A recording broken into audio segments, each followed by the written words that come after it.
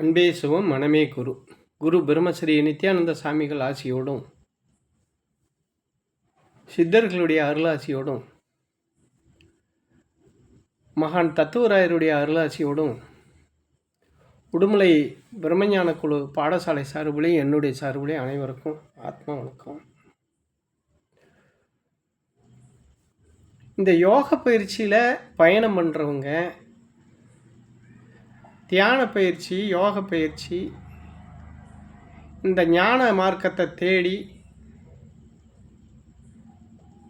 ஆன்மீக பயணத்தில் மெஞ்ஞானத்தை தேடி ஆன்ம முன்னேற்றத்துக்காக வேண்டித்தான் ஒவ்வொருத்தரும் இந்த பயிற்சி வாங்கி பயிற்சி செஞ்சிட்ருக்கோம். அப்போ நமக்கு என்ன வரணும், என்ன முக்கியம் இதில் அப்படின்னு பார்த்தா ஆன்ம முன்னேற்றம் வேணும். வாழ்க்கைனா என்னன்னு தெரியணும். இந்த வாழ்க்கையில் வரக்கூடிய துன்பங்களுக்கு எது காரணமாக இருக்குதுங்கிறது தெரியணும். எத்தனையோ பிரச்சனைகளை வாழ்க்கையில் சந்திக்க வேண்டியது இருக்குது. ஒவ்வொரு பிரச்சனைக்குமே ஒவ்வொரு உருவம் இருக்குது. ஒரு தோற்றத்தை எடுத்துக்கிட்டு தான் அந்த பிரச்சனையை நம்மளை ஆட்கொள்ளுது அப்படிங்கிறதெல்லாம் நிறையா இருக்குது. அப்போ அந்த மாதிரி விஷயங்களையெல்லாம் இருந்து வெளிவரணும் அப்படின்னா இதுக்கு எது காரணமாக இருக்குதுங்கிறது தெரிஞ்சு அந்த காரணங்களுக்கு அந்த விஷயங்களை தெளிவுபடுத்தி அதிலிருந்து வெளிவரணும். அந்த அவஸ்தைகள்லேருந்து அந்த துன்பங்கள்லேருந்து நம்ம வெளிவரணும். அந்த வெளிவரணுன்னா நமக்கு இந்த மெஞ்ஞான பயணம் வேணும். அந்த மெஞ்ஞான பயணத்தில் ஆன்ம முன்னேற்றம் ஏற்படும் போது இந்த துன்பத்திலிருந்து நம்ம வெளிவர முடியும். இதுதான் இந்த ஆன்மீக பயணத்தினுடைய தன்மை. ஆனால் இந்த மாதிரி இதுக்கு வெளியே வரணுன்னா யோகம்னு ஒன்று பண்ணுனா மட்டும்தான் இந்த மாதிரி யோக பயணத்தில் பயணம் பண்ணும்போது தான் அதில் இந்த ஆன்ம முன்னேற்றமும் அனுபவமும் நமக்கு வரும். அப்படி வரணுன்னா இந்த யோகத்தை தான் நம்ம பயன்படுத்த வேண்டியதாக இருக்குது. அந்த யோகம்தான் நம்ம பெரியவர்களும் நம்ம சித்தர்களும் முனிவர்களும் யோக முறையை நமக்கு கொடுத்து அதன் மூலமாக நமக்குள்ளே இருக்கக்கூடிய பிராண சக்தியை பயன்படுத்தி நமக்குள்ளே இருக்கக்கூடிய இறையருள் மறைஞ்சிருக்குது. அந்த இறையருள் மறைஞ்சிருக்கிற இறையருளை நம்ம வெளிக்கொண்டு அதை பிராண சக்தி மூலிமா அதை பயன்படுத்தி நம்ம இந்த மாதிரி பிரச்சனைகள்லேருந்து வெளிவரதுக்கு காரணங்களை தேடணுன்னா அந்த இதுலேருந்து வெளிவந்துடலாம் அப்படிங்கிறது தான் செஞ்சுக்கிட்டு இருக்கோம்.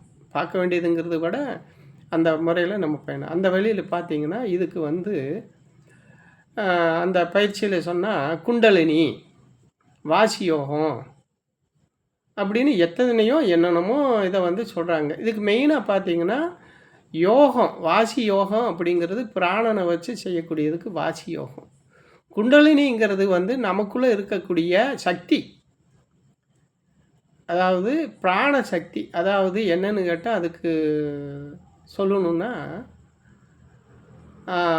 எல்லாமே தனித்தனியாக இருக்குது. பிராணன் தனியாக இருக்குது, குண்டலினி தனியாக இருக்குது. எல்லாமே ஒவ்வொரு பொருளுக்கும் ஒரு பேர் உண்டு. அதை விளக்கமாக வரும் வரும் பதிவுகளில் நம்ம விளக்கமாக இனிமேல் அதை பற்றி பேசுகிறது அப்படிங்கிறது இருக்குது.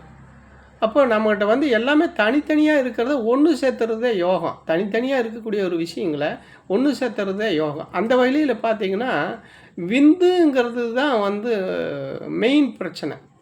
இந்த விந்தை வச்சு தான் இந்த வாசி யோகத்தை குண்டலினிங்கிறத பயன்படுத்துமா. அப்போ குண்டலினிங்கிறது எதுனா விந்து. அப்போது வெறும் விந்து மட்டும் குண்டலினியான கிடையாது. இந்த பிராண சக்தி தனியாக இருக்கிற, அதாவது எல்லாமே தனித்தனியாக இருக்குது. அதாவது விந்துங்கிறது தனியாக இருக்குது, பிராணங்கிறது தனியாக, பிராணவாயுங்கிறது தனியாக இருக்குது, குண்டலினிங்கிறது தனியாக இருக்குது. அப்போது யோகம் ஒன்று சேர்த்துறது தான் யோகம். அப்போது இந்த இயமம், நியமம், ஆதனம், பிராணாயாமம், பிரித்தியாகாரம்னு இப்படிலாம் 8 யோக முறைகள் இருக்குது. இந்த 8 யோக முறையில் மெயினானது வந்து 6 யோக முறைகள் முக்கியம். அந்த 6 யோக முறைகளை பயன்படுத்தி தான் இந்த 6 ஆதாரத்தையும் காரணமாக காட்டி நம்ம முதுகுத்தண்டு வழியாக இந்த பிராண சக்தியை யோக முறையில் நம்ம வந்து பயன்படுத்தினா அந்த பிராணனை கொண்டு போய் தனியாக இருக்கிற அந்த விந்து கூட இந்த பிராண சக்தியை ஒன்று சேர்த்தும் போது அங்கே வந்து சக்தி உருவாகுது. அந்த சக்தி தான் நம்ம குண்டலினிங்கிறோம், வாழைத்தாய்ங்கிறோம், சிவசக்திங்கிறோம். அப்படி இப்படிலாம் வந்து ஒவ்வொன்றும் ஒவ்வொரு பேரை வந்து அவங்க ஒவ்வொன்றா வச்சுருக்குறாங்க. அப்போது தனியாக இருக்கக்கூடிய இந்த விந்து கூட இந்த பிராண காற்றை சேர்க்கும்போது அது அங்கே ஒரு சக்தி. அதுதான் வந்து சக்தி. இந்த உடம்புக்கு வந்து உண்டான எல்லா வேலைகளையும் செய்யக்கூடிய சக்தியும் அதுதான். அப்போது இது என்னன்னா இந்த விந்துங்கிறது வந்து நமக்கு வந்து சூழ விந்தாக இருக்குது இங்கே, அதாவது மூலாதாரத்தில் சூழ விந்தாக இருக்குது. இதுக்கு சூட்சம விந்துன்னு ஒன்று இருக்குது. அப்போ இந்த சூழ விந்து இங்கே என்னவா இருக்குது, என்ன தத்துவத்தில் இருக்குதுன்னு பார்த்தீங்கன்னா மண்ணும் நீருமா இருக்குது இந்த சூழ விந்து. அது 5 பஞ்சபூதங்கள் சொல்கிறோம் இல்லையா, அந்த 5 பஞ்சபூதங்களில் மண் தத்துவமாகவும் நீர் தத்துவமாகவும் இந்த சூழ விந்து இருக்குது. சூட்சம விந்துன்னு புருவ மத்தியில் இருக்குது. இந்த புருவ மத்தியில் இருக்கக்கூடியது என்னன்னு கேட்டிங்கன்னா காற்று, நெருப்பு, சத்தம், அது சூட்சம விந்து. அப்போ இந்த சூழ விந்தை கொண்டுட்டு போய் அந்த சூட்சம விந்தோட சேர்க்கணும், அதுதான் யோகம்.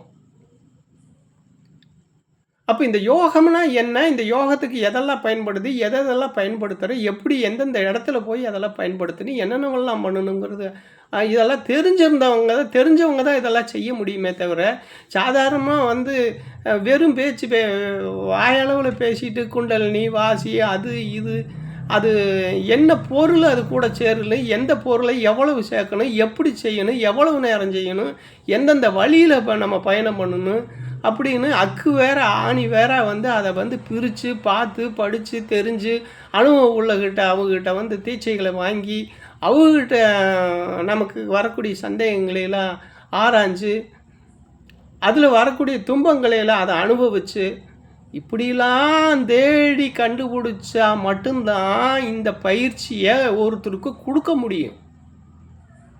அதில் வந்து வரக்கூடிய விளைவுகளை தெளிவு, அதாவது நல்லது வந்தால் ஏற்றுக்கலாம், கெட்டது வந்தால் அதை தீர்க்கக்கூடிய சக்தி இவனுக்கு வேணும் இந்த பாடத்தை கொடுக்குறவனுக்கு. இந்த மாதிரி வந்து உங்களுக்கு வந்து அந்த ஆளுமை, அந்த சக்தி, அந்த இறை அருள் இதெல்லாம் இருந்தால் மட்டும்தான் ஒரு குருவாக இருந்து இன்னொருத்தருக்கு உபதேசம் பண்ண முடியும், உபதேசம் கொடுக்க முடியும். அந்த உபதேசத்தில் வரக்கூடிய நல்லது கெட்டதுல தீர்வு காணக்கூடிய சக்தியை இவன் வரவழைச்சி இவன் அனுபவத்தை கொண்டு வந்து வச்சுக்கிட்டு தான் இந்த வேலைக்கு முதல்ல இறங்கணும். இதில் நிறையா இருக்குது. சும்மா மொத்தமாக வாயில் பேசிக்கிட்டு அவங்க அதை கொடுத்தாங்க, இவங்க இதை கொடுத்தாங்க, இப்படி கொடுத்தாங்க, அப்படி கொடுத்தாங்கன்னு வந்து நமக்குள்ளேயே ஆராய்ச்சி பண்ணிக்கிட்டு பேசிக்கிட்டு இதனுடைய முழு இதுவும் தெரியாமல் ஒரு சிலர் வந்து பேசுகிறாங்க, பேசிடுறாங்க, அது மாதிரி நடந்துக்கிறாங்க. அதெல்லாம் வந்து ரொம்ப மோசமான ஒரு செயல். இவன் முழுமை அடையணும். இவன் முழுமை அடைஞ்சு நான் முழுமை அடைஞ்சு படித்ததுக்கு பின்னாடி தான் அடுத்தவனுக்கு அதை பற்றி சொல்லிக் கொடுக்கணும். அதை விட்டுட்டு நான் ஒரு முட்டாள்தனமாக ஒரு வேலையை செஞ்சு இந்த வேலையெல்லாம் செய்கிற வேலையெல்லாம் இது சாதாரணமான இறையர்கள் சந்தது. இறைவனுடைய காலடியில் வச்சு அவனை முன்னிறுத்தி செய்யக்கூடிய வேலைங்க. இவன் முழுமை அடைஞ்சவனுக்கு தான் அந்த பவர் வரும். அந்த பவரில் அவன் செய்ய முடியுமே தவிர சும்மா சாதாரணமான இந்த குண்டலினி வாசிங்கிறதெல்லாம் வந்து சாதாரணமான விஷயம் இல்லை. அதை பற்றி விளக்கமாக உங்களுக்கு வந்து அதை பற்றி விளக்குறது பேசுகிறதுன்னு முடிவெடுத்து வச்சுருக்கிறேன். அதனால் வந்து அதை பார்த்து நீங்கள் நல்ல முறையில் அந்த இதில் வந்து நீங்கள் இதை கேட்டு பயனடையணும்னு சொல்லி உங்களை எல்லாரையும் கேட்டுக்கிறேன். அனைவருக்கும் ஆத்ம வணக்கம்.